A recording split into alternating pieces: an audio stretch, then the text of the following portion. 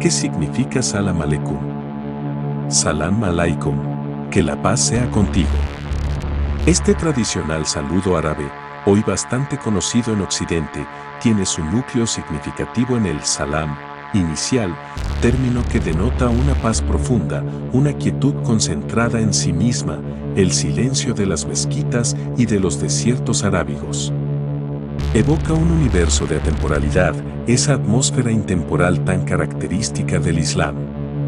En tal atmósfera, la paz se identifica con la detención del tiempo, con la cristalización del devenir, con la sujeción periódica a los ritos que prescribe la religión islámica, en particular, las 5 oraciones diarias. Salam está emparentado con el Salom, hebreo de Jerusalén.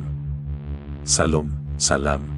Con estas palabras, diríase que recobramos el sentido sagrado y trascendente de eso que llamamos paz, hoy tan a menudo confundida con la mera ausencia de conflicto visible, con la tensión domesticada y soterrada. Intuitivamente, comprendemos que la paz como Salom Salam pertenece a un orden ontológico superior. Los congos relacionaron Malecum con una palabra que significa manos y Salam la relacionan con movimiento, por lo que el significado de la frase es muevo mis manos y la contestación es tú las mueves conmigo, y se usa como un símbolo de fraternidad entre paleros.